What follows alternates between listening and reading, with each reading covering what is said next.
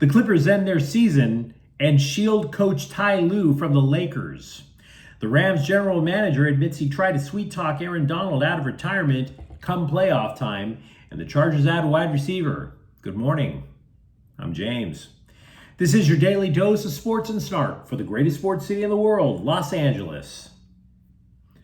This is the faithful Angelenos morning report. And yes, I realize the music's not playing. That's on me. But whatever. It's May 4th, 2024. I am back in St. Loser misery for work. But it's not all misery. On the plus side, we've added multiple new subscribers to the Angeleno Familia yesterday. Thank you for getting in on the ground floor. I'm going to do my best to keep you informed. And if you like being in the know about LA sports, clickety-clack the like button. Clickety-clack the subscribe button. There's a notification bell. Hit that. It'll let you know we drop new content.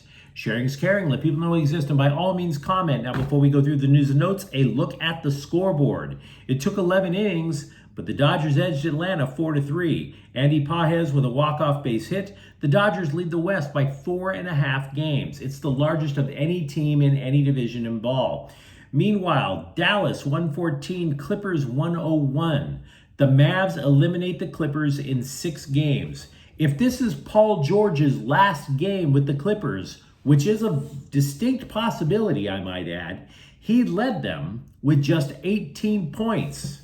James Harden, potential free agent, added only 16. If you think the Lakers have issues, you don't even know about the Clippers, and we'll talk more about them in a moment. Angel City FC defeated Utah 2-1. Claire Emsley with the game winner on a penalty.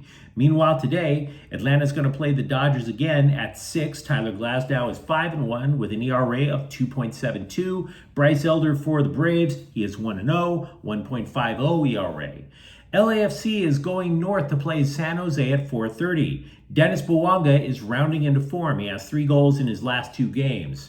But what do you say we get to the news? Yesterday, I dropped a breaking news clip on this channel about the Lakers firing coach Darvin Ham. If you want the deep dive into what led to that decision, look up the clip. It is on the Lakers playlist on this channel. But the reason I bring it up again is because The Athletic followed up by listing 4 names, 4, that have allegedly been bandied about by the muckety-mucks over in the Lakers front office. One of those names, current Clippers coach Ty Lue. And by the way, less than an hour after my clip posted and Ty Lue was mentioned as a possible replacement, the Clippers told ESPN, whoa, we are trying to lock him up to a long-term extension. No, you don't say. I mean, aside from the fact that Ty Lue is already under contract for another season, you're going to try and lock him up long term? Why, I thought the Clippers would just look over at the Lakers and just gift wrap them Ty Lue, right? The crosstown rival. The rival with so many championship banners in the arena that the Clippers felt compelled to cover them up to hide their own shame. And we're being led to believe that the Lakers are just going to be able to snap their fingers and Ty Lue will drop into their lap? By the way, Lue was previously offered the Lakers gig back in 2019, but he turned it down. Why? Because the Lakers lowballed him. It was a pay cut. They lowballed the guy who had a terrific relationship with LeBron James. And by the way, the Lakers also wanted final say on whoever Lue wanted on his coaching staff, as if Lue was going to bring in a bunch of criminals or something. So, yeah, I don't really think that the idea that we can get Ty Lue, we being the Lakers front office, that was never particularly feasible.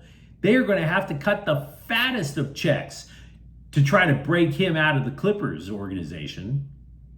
And as for the list that The Athletic and other scribes cobbled together, they all included Ty Lue. But let's just say the remaining choices from these guys are suboptimal. In other words, their lists suck. Mike Budenholzer is on every list. You know who he mentored? Darvin Ham. You're going to replace Darvin Ham with Darvin Ham Plus or something? You had original recipe Darvin Ham, and now you're going to go to extra crispy Darvin Ham? Is that what we're talking about? Multiple scribes listed J.J. Redick, an ESPN pundit. Pundits now get a shot at the gig? Why not just offer it to Sean Hannity, for Pete's sakes? He's about as qualified. One list even included Frank Vogel, the guy the Lakers fired, and replaced him with Ham. And to repeat, those reasons are why I wasn't in the fired Darvin Ham camp. Unless you could come up with somebody that you know is better, the only reason to get rid of him is if LeBron James demanded it or he was going to bolt town. Either way, just like I mentioned in yesterday's clip, you are not going to get anything close to stability with the Lakers gig. In the last 12 years, the Lakers have had Mike D'Antoni, Byron Scott, Luke Walton, Vogel, and Ham. Lakers coaching searches are all over the map. There is not a cohesive thought process going into this. Mike D'Antoni, all offense, no defense. Frank Vogel, all defense, forgets about those basket thingings hanging off the glass at each end of the court. You had two former Laker players coaching the team. You had two guys getting their very first shot at coaching in that list over the last 12 years. Does anything in that list strike you as stable? Again, that's why I wasn't in the fire Coach Ham brigade. I'm not saying you guys who wanted Ham fired are wrong. I'm just saying some prudence would have been nice. As for the Clippers, this is what we know. The Clippers had the second most expensive roster in league history. The owner is the richest man in the NBA. And that roster is about as durable as a bag of broken glass under a sledgehammer. After getting eliminated by Dallas, particularly since the Clippers are sky high above the salary cap, they have some really unappealing decisions to make. I would argue even more unappealing than what the Lakers have. The first decision is, are you going with Paul George? Are you going with James Harden? Are you trying to get the whole band back together, or are you just going to let them all go and just base a team around Kawhi? Letting both of them go will not solve the salary cap issues that they currently have, by the way. And if they did, they'd be entering a brand new arena in the fall with only one marquee player, Kawhi Leonard, who has bum knees. So if I were to guess, the reason Paul George has not been signed to an extension yet, he's been eligible for an extension all year. The reason I think they've let George's future dangle for so long is because they knew that few teams would be able to sign either George or Harden. Therefore, if the Clippers just backed up the Brinks truck and gave Harden and or George everything they wanted, they'd be bidding against themselves and making their salary cap situation even worse. Take James Harden, for example, who's going to be an unrestricted free agent. He was not eligible to sign an extension. He will be a free agent at the end of the season. Philadelphia and Oklahoma City have the cap space to sign anyone they want. Anyone. And Harden basically gave both of those cities the middle finger after he left both of those towns. Philly especially. Why would Philadelphia cut James Harden a fat check after he basically called the president of the team a liar? Why would you do that? And by the way, Philadelphia has also made it pretty damn obvious that they covet Paul George. So the point for the Clippers is, what do? You want to keep at least one. Maybe you want to keep both. But could you keep them on a more affordable deal, right? Say Paul George goes to Philly and there's not a market for James Harden. Could you bring James Harden back for less than the max? The problem, though, All of these solutions have a problem. In other words, they're not really solution. The problem with a lineup of, say, James Harden and Kawhi Leonard is Harden doesn't play any defense, and he disappears in the playoffs. Just look at this last one for an example. Meanwhile, if you decide to keep George, he gets injured almost as often as Leonard does because all three of them are in their mid-30s. And this so-called big three isn't the only issue the Clippers have to face. They have 8 players who are eligible to sign contract extensions this summer. 8 of them. Now, not all of them are free agents, but you would like to at least, I don't know, try to keep Norman Powell and Terrence Mann happy. They've been damn solid for you. Now, you might be wondering, well, James, what about trades? What about draft picks? Screwed again. Regarding draft picks, the Clippers sent a ton of them to Oklahoma City to acquire George. The Clippers don't have control of their own first-round draft pick until the year 2029.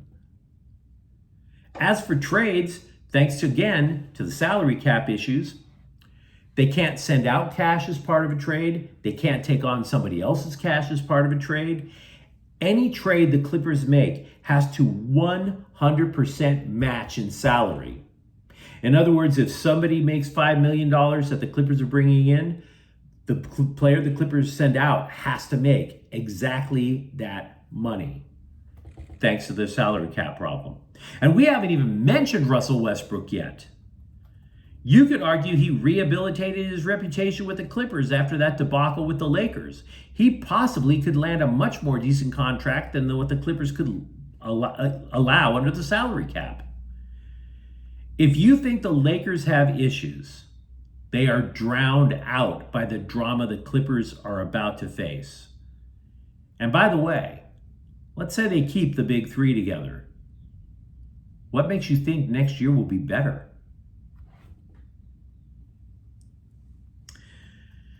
Do you remember Eric Weddle? He was a longtime Chargers safety who came out of retirement to play for the Rams during their Super Bowl run.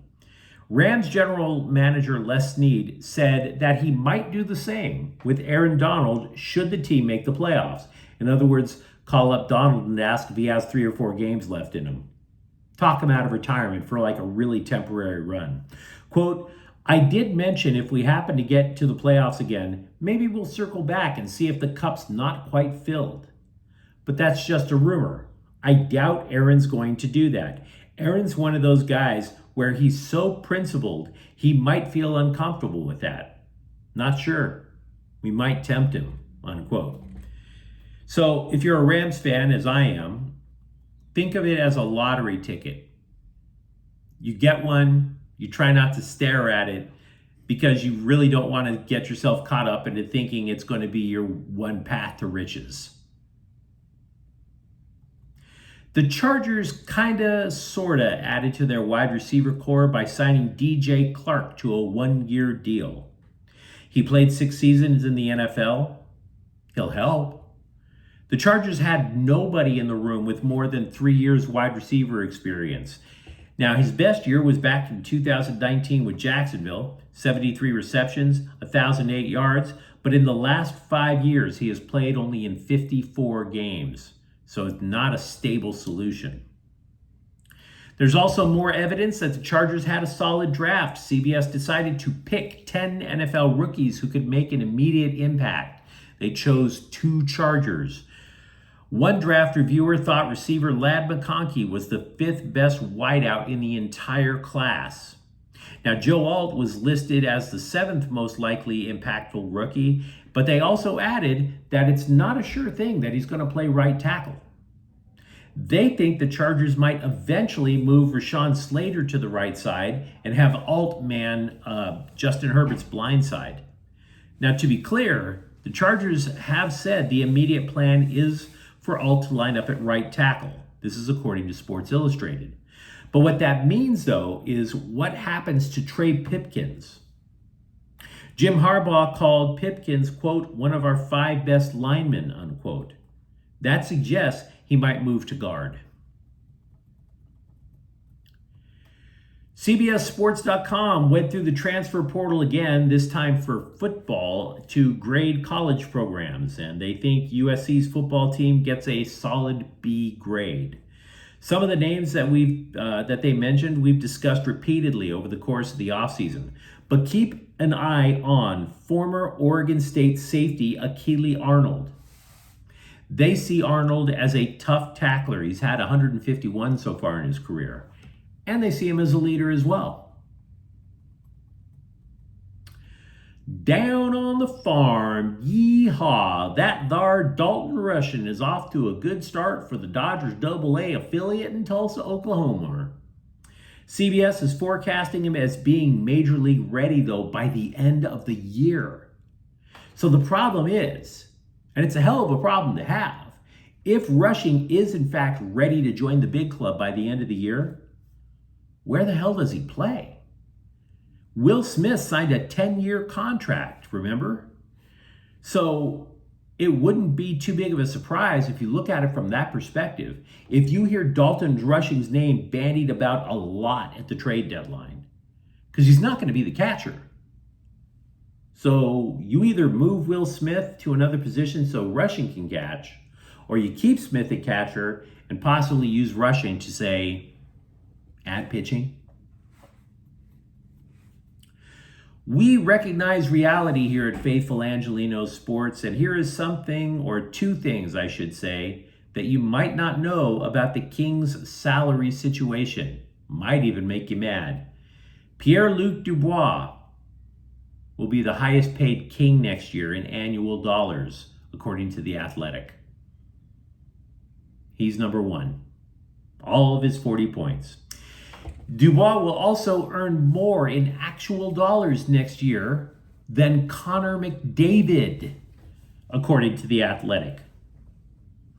Dubois will earn $11.25 million. McDavid's contract calls for $12.5, but the average annual value of McDavid's deal actually lowers to $10 million. Either way, McDavid scored 12 points in the series compared with Dubois' 1. Dubois didn't even record a single shot in the last 3 games of the Edmonton series. That's how much that dude was slacking off. LAFC has promoted forward Luis Muller from their second team. He'll be with the big club through the end of the season, and there are options for the next 2 years to keep him in black and gold. But you let me know what you think in the comments thread. Talk to me about who you would like to replace Darvin Ham as Lakers coach, because after all, Ty Lue, the Clippers want to keep him. Do you think Aaron Donald does have an abbreviated playoff run in him? And if you enjoyed the content, don't forget to subscribe to Faithful Angelenos. We are talking LA sports every single day here. Thank you for watching. I'm James. We'll be back tomorrow. Faithful Angelenos is a Kian Cortez Queso production. Take care.